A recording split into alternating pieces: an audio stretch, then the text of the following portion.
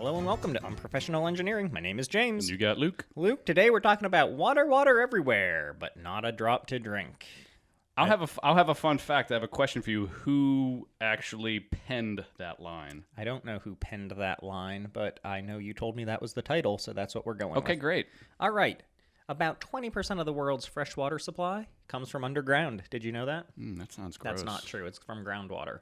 Rain and snow is collected underground in rock pockets called aquifers. Hot pockets? Hot pockets. Hot pockets. Is that better? That's better. Okay. Soil pores, spaces in the ground become saturated with the water. Okay. And this maximum depth is called... The water table? Good job. I didn't the even... water table. Total You guess. didn't even have it. I know. That was good. So groundwater rises to the surface in the form of a spring. And that's where we get all of our water. Well, unless you dig a well, and then you can access the water that's down in the ground. But then it's well water, and it tastes funny. Yeah, it does taste funny. It tastes really bad. Well, I don't know if I'd go that bad. I mean, we do have Pittsburgh Water, which is pretty bad. Oh, I don't mind our water. Mine's all filtered. Okay. Surface water is collected from precipitation and groundwater deposits when it reaches surfaces.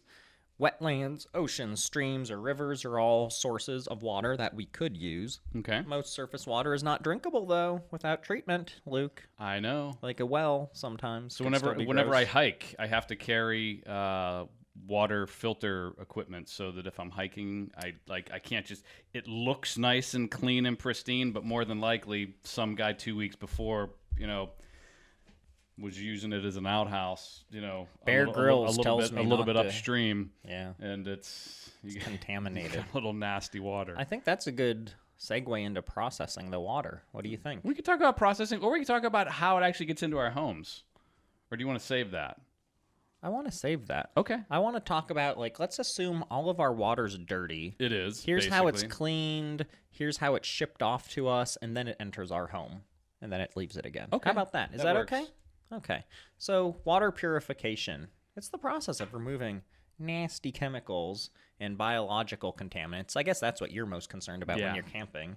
Biological contaminants that are either from solids or gases in the water. No good. So the processes to clean it could be a little more difficult sometimes than others, and some of them are not so efficient as well. Do you have any of the neat gadgets for camping? I have a bunch of them. Do you? So I have, the first one I have is called... Do you have those tablets? I can't imagine those are good. So the tablets are good. The tablets kill everything, but the they problem... probably taste gross. They taste gross, but what they do is they leave the material. So, if there's grit or there's particulate, you can still taste it. So typically what I do is I do a two-stage. So I do a Sawyer filter that's gravity. So basically from one bag to another with a Sawyer gravity filter in between. And that removes the particulate and gets down to a certain micron level for protozoas and bacteria. I like that word. And then I do a secondary filter for the stuff I'm drinking. If I'm cooking it, I don't do this. But if I'm drinking it, then I do a second filter. And that gets it down to an even smaller with a more advanced filter that I have. Wow. So it's a bit of a process when you're camping and hiking without and then you access get to clean water. One drink of water out of it. No, you get quite a bit. Okay, well that sounds pretty good. But the alternative if you don't is you end up with a little bit of the you-know-whats when you're camping, and that's the last thing you want. So the first one you talked about, would that be like a slow sand filter kind of thing? It's essentially a sand filter because what a sand filter is it's using a mechanical device that is basically removing particles through a slow process, and that's what sand filtering does. Okay. We just do it in a much smaller area and much smaller particulate. So I'm going to talk about 7 different ways of processing this water for purification. Okay. But when it gets down to it, what we're really looking to do is, other than getting rid of the bacteria and protozoa, is that what you said? Protozoa. Protozoa. You want to have pure water with a pH close to 7. You remember pH values? Vaguely. Vaguely. So neither alkaline nor acidic. So it's neutral. Well done, Luke. Thank you. See, you just sound smarter and smarter every episode. Seawater can have a pH value that ranges from 7.5 to 8.4. But we can't drink seawater. Well, no, you'd have to remove the salt from it, which is one of the processes. Through desalinization. Desalinization, very good. If you look at or listen to our aircraft carrier episode, we talk about that in there a bit because that's how they get all their waters. Yep. All the waters. So if a water is acidic, lower than 7, lime, soda ash, or sodium hydroxide can be added to raise the pH to a better drinking water level to make it neutral. Exactly. For highly acidic stuff, a degasifier, which I think we just talked about degasifiers in the last episode. I think it's a different degasifier. I do believe so. Is an effective way to raise the pH as well. So that's pretty much that. I have 7 things I wanted to talk about, different methods. Are you okay with that? Yeah, I'm fine with different. I had 3. Oh, good. So you can weigh in on them. Okay. So I have boiling the water. So you boil the water? So if I don't have access to a good filter, boiling kills the majority of the things you would find in like stream and lake water. Okay. So if it's relatively clean water to begin with, if there's basically the rule of thumb for camping, if there's living things in the water, fish, toads, those sorts of things, they're obviously not dying from the water. Just boil it to kill any of the stuff that is going to kill you. You bring it to 212 Fahrenheit or 100 degrees C, which we just decided in our steel making episode that is only 5 degrees off from 3,000 degrees Fahrenheit steel. This is the oldest method, and it eliminates microbes that, quote, cause intestinal related diseases. So that's important. Yes. But it can't remove chemical toxins. Yes. Okay. So then we have granular activated carbon absorption. Have you ever heard of this? Yes, a lot of the filters I use camping use carbon. Oh, is that right? Look at you. I feel like you're just a wealth of knowledge on this one. I'm impressed. You living off the land has really paid off for this episode. So they have high surface areas. They absorb compounds like many toxins. So maybe you could use this after you boil the water, and it would be like a good combination, like a good 1-2 punch. Exactly. I was just thinking that. Okay, so it passing through activated carbon. I thought you were laughing at me with my punching. No. Sorry. And it's used all over the place to get rid of organic contamination as well, and taste and odor. Cool? Yeah. A lot of households use this for their filters. Yeah, essentially it's charcoal Right. is what it is. And fun fact, if you ever have a stinky car, let's say you spill some milk or you can't get a smell out of your car, you just take charcoal and you put it in a brown paper bag and you shove it underneath one of your seats and you leave it there for a couple days and it'll absorb any of those odors inside of the vehicle. Very good. All right. Another... makes sense. I should try that. Distillation, which involves boiling the water to produce water vapor. The vapor then contacts a cool surface where it condenses, because that's what happens, and it forms into a liquid. It doesn't completely purify the water because, some contaminants will still exist, kind of like with boiling the water. However, 99.9% pure water can be obtained from that. I feel like that's pretty good. Yeah. Now, this one's my favorite. Reverse osmosis. I love reverse osmosis. Just because of the name, reverse osmosis. Do you know what it is? I don't. Mechanical pressure is applied to an impure solution, and it forces pure water through a semi-permeable membrane, like some sort of filter, we'll call it. And reverse osmosis is theoretically the most thorough method of large-scale water purification available. I'm fairly certain if you look at like Dasani and all the bottled waters that you drink, reverse osmosis is typically what they're doing. Didn't they find some of them just are like, poured that out of the faucet and filled the thing? That's exactly awesome. what a lot of them do. That is so good.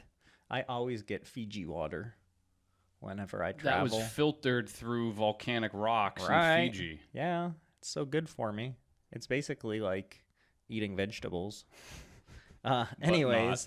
When you're using reverse osmosis, if you don't have very good upkeep of the membranes that you're running the stuff through, algae and other life forms show up there. And then your pure water just gets grosser because you're running it through that. So that's kind of gross.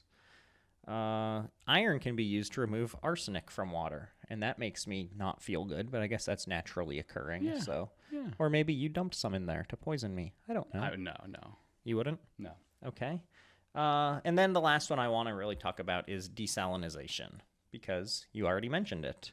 And it's a process by which you remove salt from seawater and make it fresh water, right? Mm-hmm. So the most common desalinization process are a mixture of the distillation that we just talked about and then reverse osmosis. So you're using both of these processes. So you boil it off and the salt remains when the liquid hits the cool surface, and then you have the pure water and then reverse osmosis to get rid of everything else to make it extra pure. So here's where that quote came from at the very beginning. Okay. Samuel Taylor Thomas? Coleridge. Samuel Taylor Coleridge. It's The Rhine of the Ancient Mariner. It's a book, and it reads, "Water, water everywhere, and the boards did shrink. Water, water everywhere, and nor a drop to drink." So basically, this is a book or about stories of people on ships way, way back in the day, and they would literally die of dehydration because they didn't pack enough water, and they didn't know how to desalinize water back in the day, and they would either drink seawater, too much of it, and die, and it was just terrible. So That sounds terrible. it does. Look at you, so well read. Well, I try. Yeah. All right. So before we go any further, let's take a break for a word from our sponsor. My guess is it's Dasani or Fiji water. Yeah? Yeah, it is not either of those. Jiminy crickets. I know, When Jiminy are we going to get crickets. one? Any day now. Our views are up. I guess They our are? listens are up. Okay. So maybe we'll be rich soon. I hope so. Yeah, me too. We don't have any, but I did want to not give any shout outs either. I know. It hurts. What a bad day. Wah, wah, wah.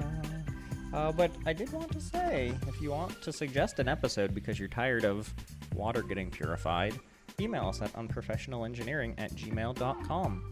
Write in with what you want. Also, tell us you subscribe, and you can get some free amazing stickers. Stickers. I like that. If you would, why don't you go say, man, this episode was great, and Review. all of them. Yeah, write us a review. Give us 5 stars, or 4, or 1. Like, it's up to you. Probably just 5, though. And tell everyone how great we are. Tell your friends. Tell your kids. Steal their devices. Give us more reviews. And remember, while you're there, press the subscribe button. And that's all I have to say about that. Good. Is that Forrest Gump? That's all I have to say about that. That is. There you go, Jimbo. Add that to the list. All right. So moving on. What do you want to talk about So next? I want to talk about how it actually gets into our house. I want to talk about that too. So this is directly, so again, I'm keeping the Pittsburgh proud. This is directly from Pennsylvania American Water's website. Wow. For how it gets into our home. So water is captured at the source, and the majority What's the source? The majority is 2. So one is surface water, and some of it is through, I'll say, water processing or treatment plants. So Okay. it's either going to be source water from like a river, a lake, a stream, a dam, or they take sewage water and creek? They treat it, a creek. A crick? They treat it, and then they turn it back into the drinking water. So it starts the source.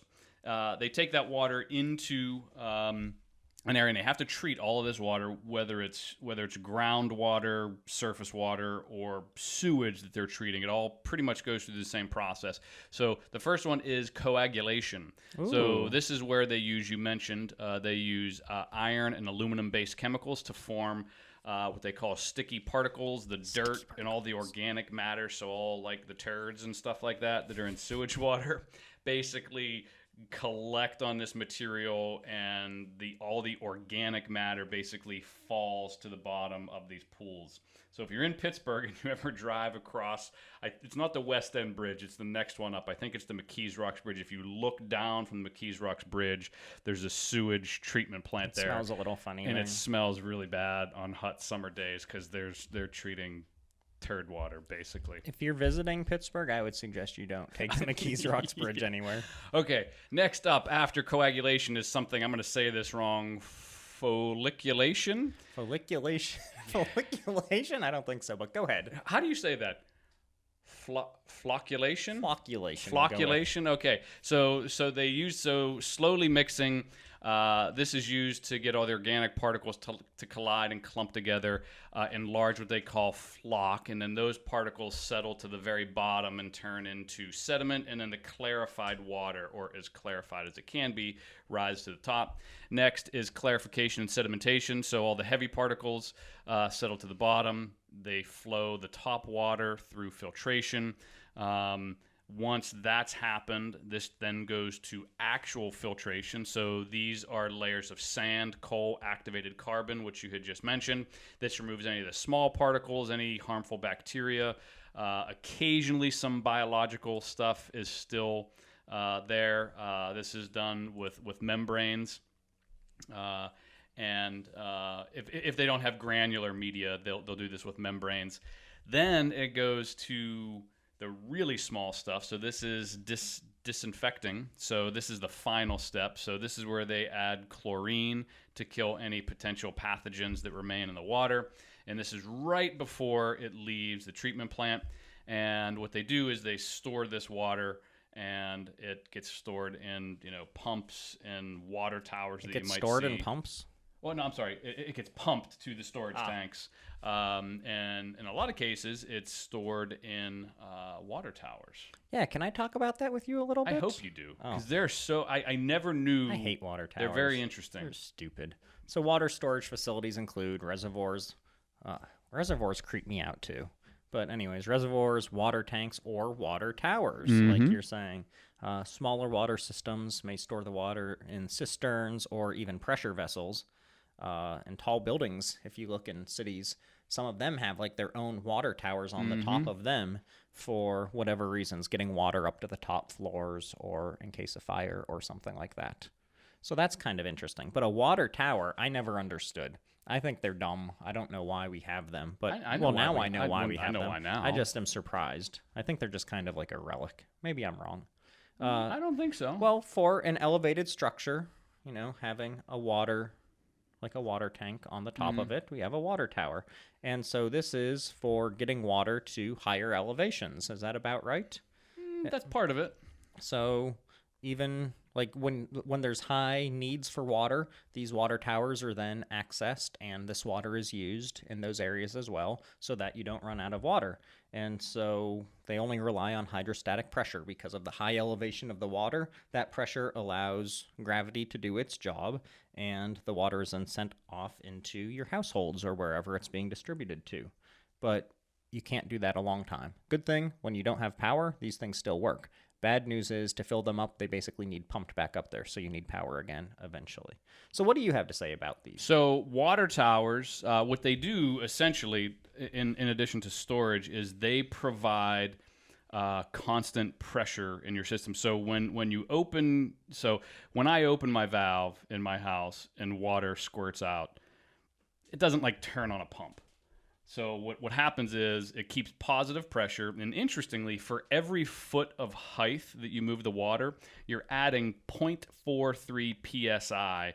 Wow. And most municipal authorities run their water pressure anywhere between 50 and 100 psi. Most appliances need somewhere around 34 psi of inlet water, so dishwashers, washers, that sort of thing. So if like you said, if there's ever a power outage and those pumps aren't running, that positive pressure of those tanks keeps that running, and hopefully, backup generators kick on. But it's not necessarily pumps providing the pressure to my house whenever I turn that knob. It's that water tower. And especially in super flat areas where they don't have access to water, or pumping water long distances doesn't make a lot of sense. That's why you see a lot of water towers. Like, if you think of them, they're in like really flat regions of like, West Texas or something like that. Whenever you think about it, that's what those water towers do, is they provide unlimited pressure, and you only need one pump to get the water up into the tower. You don't need multiple pumps along the way to provide the pressure. I think this might be your finest episode. Why is that? I mean, you're just providing so much value. You were just above and beyond today. What? You're on the ball. I'm being serious. I feel like you're being a little facetious, but I'll take it. Let's talk about transportation of the water, since you mentioned pumps. How about that? I didn't do anything on transportation, because I just think it goes through a pipe. It goes through a pipe. Like it just keeps running. All pipes go downhill, right? Yeah. Transportation. Fun fact. Shoot. Not really that fun. The average woman or girl in a developing nation walks 6 kilometers a day to retrieve water. Isn't that sad? A typical 20-liter container weighs something like 20 kilograms. Isn't that terrible? We in the developed world, we take things like I could go into my bathroom right now and flush a toilet and brush my teeth with clean I wish you water. Would. I mean, but if you think about it, we're so used to that. Yeah. We take it so for granted, and there's literally countries and people that have to carry this water, and it's dirty. Yeah, and it's dirty, right? Yeah. They don't desalinize it. No, I'm sure they do. They probably boil it, so they get most of it. So anyways, pumping stations. They're facilities with pumps that pump this stuff. So they move water from one location to another. Mm-hmm. So over large stretches of pipes, like maybe in the desert or something, multiple pumping stations could be necessary to get the water where it's going. So the water supply, like you said, positive pressure. So these pumps are pushing, but also you have connected to the network things like these water towers to keep the water pressure up as well. From the facilities, the water is then fed into a pipe network and then sent off to consumers. Other pipes are connected to the network, sort of, in the sewer system. And that kind of finishes the cycle. I don't want to spend too much time on all of that. But I guess one of the big problems that could occur is that the water passes through the distribution system that we're talking about to get to your house, and water quality can degrade during that process by chemical reactions or the presence of biological nastiness or whatever. Corrosion of metal pipes is one of the big problems that can happen there, and the release of iron into unlined iron pipes, especially older pipes, can result in red water. I don't know if you've ever seen that, but I've seen that in like northern PA, red water coming out, which is gross. I've seen it, and when I was really young, I remember we used to get water boil advisories all the time. We do that in Pittsburgh still, especially by our office for some reason. Yeah. Usually it happens whenever there is a break in a supply line.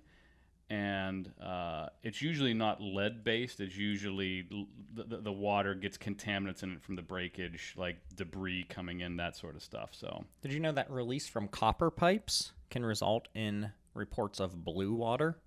Which I kind of think most water is blue, but it must be really blue. Yeah. So that's kind of interesting. So before we go any further with our water discussion, I thought we should take a break for this week's Luke's Rant. Luke's Rant. So this rant is directed at people who say water and not water. And I don't want to lose our Philadelphia audience, but it is literally as far as I know. I mean, I haven't traveled the entire United States, but the whole I'm globe. Fairly certain every single person on the face of the earth, United States, says water. If you're from Philadelphia, you say wooder. Wooder. And I have a friend, Jason. Hate them. He doesn't listen, so I can make Jason. fun of him. He was helping me with something, and he just kept saying wooder, wooder, wooder, like over and over again. We were looking at a house or something like that, and it was the first time I heard him say the word wooder. And I'm still friends with him, but it's difficult. I hate Philadelphia. Well, I like their cheesesteaks. Cheesesteaks are and good. I hate everything else about them. Except the Fresh Prince came from that area per the show. Yeah. The Eagles aren't going to win another Super Bowl. Ever. The Phillies are doing okay, but they're still not going to win. They're better than the Pirates. The 76ers aren't going to get there. They do have a basketball team. We don't. Yeah, well, that's something. Yeah. They're the worst. They also say Washington. Oh. They do say it's an A thing. Washington it's an and A thing. Warsh. I'm going to go do the Warsh with my wooder. I hate you, Philly. All right. Sorry, Philadelphia. Moving on. I have to talk about water in your house and how that works, as well as sewage, which is a stinky job. Okay. Where do you want to go next? So you had mentioned contaminations. Oh, yeah, that's a good one. And I think we got to talk about the elephant in the room with everything in the news. Not my dog. I've been putting some weight on, no. but so this is lead pipes and the issues that lead pipes cause. And right now, it's super big in the media and the news is everything happening in Flint, Michigan. So basically, here are some high-risk areas for lead. So if your home was built before 1930, more than likely your internal plumbing, so the actual pipes in your house, are either partially lead, all lead, or were made with lead supply lines and service lines. If your home has copper pipes, more than likely that copper was welded with solder that has lead in it. Now they have lead-free solder. The other thing, too, is if you have water that is soft or acidic, there is a good chance that you have higher levels of lead, because soft or acidic water is more corrosive on the pipes, and then that material breaks down the pipes and erode, and that debris material end up inside of your drinking water. And then finally, if the water sits in pipes for several hours, and this one I never heard before. So basically, if I don't run my faucet for, a day because I just don't use the downstairs bathroom, and then I crack open a faucet, it's that effect of the water sitting inside that pipe, and that the lead leaches into the water. So what they recommend is, and of course this is what the water company recommends, let the water run for 3 or 4 minutes before drinking it. Of course. It's like, of course, because you're paying me per gallon. Of course it's only a penny a gallon, but still. So they say run the water, and they say if you're going to be using, and try to use cold, because cold water breaks down the pipes far less than hot water. So if you need hot water, use cold water and heat it up. Does your wife take showers that are like scorching hot, burn your skin off? She does, and I typically take cold showers. Goodness. Like I do very mild heat with the showers I don't take. understand. It's better for your skin. So the whole thing that happened with Flint, Michigan, right? Ugh, so Flint, gross. Michigan, their water authority used to use the Detroit River, which sounds disgusting. Yeah, I mean, there's a bad decision. So they used to use the Detroit River, and they didn't have issues with corrosion. They switched the source from the Detroit River to the Flint River, and the Flint River has 8 times the amount of chloride than the Detroit River, so it was highly corrosive to the pipes. And what they typically do is they'll add something called orthophosphate to the water as it's leaving the processing plant, and that basically eliminates the corrosive properties of the neat. water. And they didn't do that. So they switched water sources, didn't test the water, and this new water source was basically eroding the pipes and putting lead into the water. So if they would have just put orthophosphate into the water as it was leaving the Flint River water source treatment plant, it would actually not have caused as many problems. And we all know to do that now. Of course. Yeah, that's interesting. We should give our friend Brian a shout out while we're talking about Flint, Michigan, as he gets to enjoy that sort of water. I imagine he has to filter it. I would imagine. Yeah. I think they all should. Does like a Brita do like lead? I don't know. I doubt it. I doubt it. Yeah. Okay. All right. How about water in your house, since you're talking about the gross pipes? Shoot. So each building connected to a city's water supply has a main water line, which you're usually going to find on the outskirts of your property, like on the edges of your property.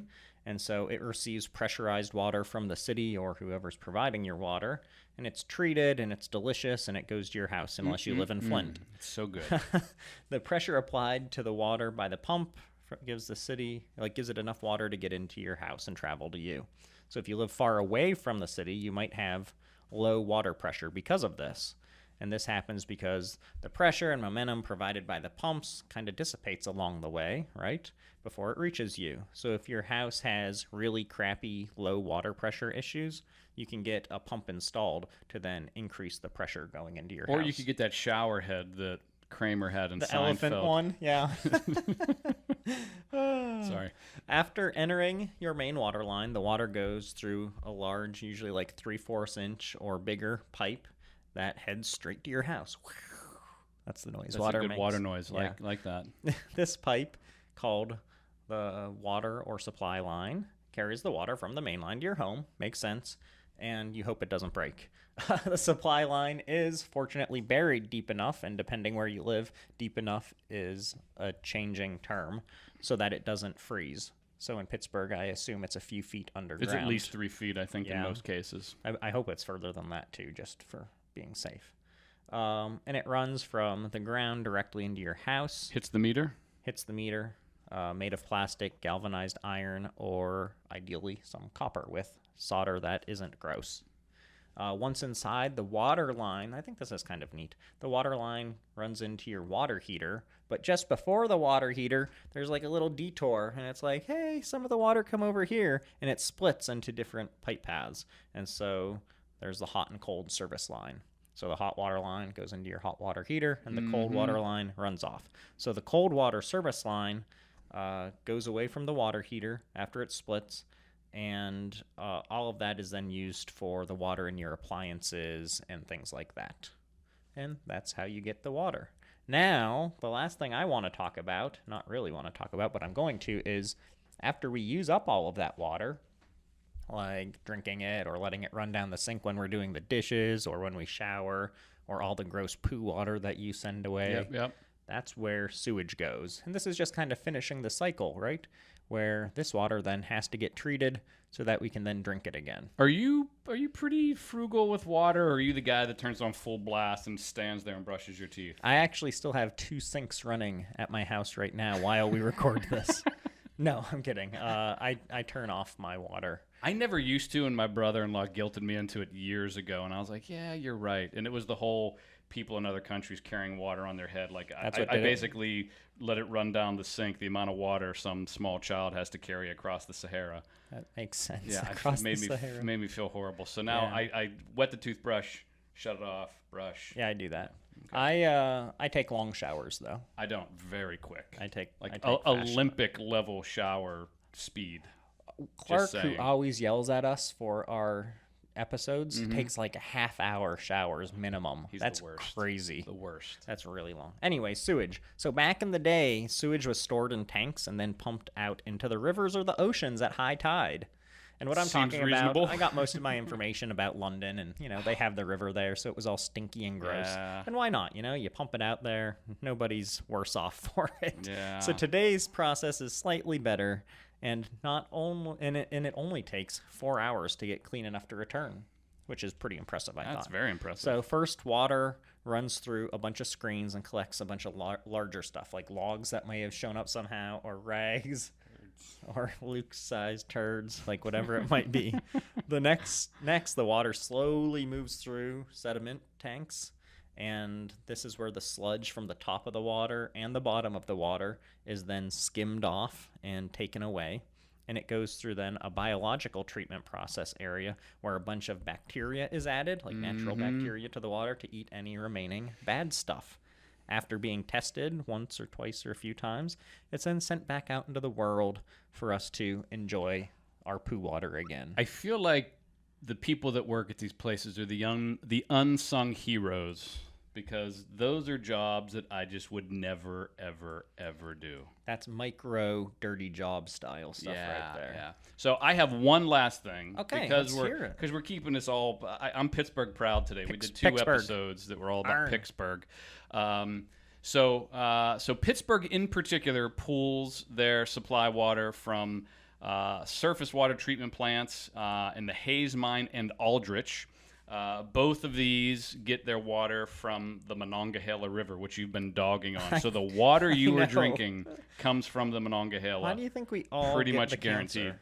So the Pittsburgh Water Authority processes 73 million gallons of water per day, or supplies that to individuals who use their water. So they add 0.7 milligrams per liter of fluoride. This is so that we have strong teeth and bones and all that sort of stuff, which I've heard is a bit of a, I feel like the dentist lobby and the American Dental Association supposedly really push that, and that's kind of not needed. But either way, so what we add that zinc orthophosphate. So this does help with the corrosion control of the pipes so that we don't have the same issues that Flint, Michigan has. Thank you. And here is the interesting thing. So Pittsburgh Water, on average, has 0.003 milligrams per liter lead in it. The number that you need to be under, based off of the DEP, is you need to be under 0.015 milligrams per liter. So but we're 5 times better? We're 5 times better, but the interesting thing is it doesn't have to be 100% of your testing. So let's say you test 100 customers' water, or 100 locations, only 90% of those customers need to have water of that quality. So that means there could be 10% of the customers in Pittsburgh have water that is above that acceptable level, And how do you know? So you're saying on average we're 0.003. On average. But some could be higher than that. Some could be So higher. some are higher, but some could also be higher than the maximum limit. They could be higher than the allowable limit, which is kind of because you only need to meet 90% of the test population or 90% of the testing. So shady. Yeah, it is a little bit, and it makes you a little nervous because your kids, you're drinking it, your dogs are drinking it. I mean, it makes you nervous. Does your dog get filtered water? Nah, she gets half the time she's drinking toilet water. I'm fairly certain she kissed your face whenever you came over today. So, all right, I think that's a good spot to end, Luke. I agree. All right, hopefully you learned about cleaning poo water and then re-drinking it. If you have any questions, comments, concerns, things we messed up, tell us at unprofessionalengineering@gmail.com. And until next time, stay away from the McKees Rocks Bridge. See ya.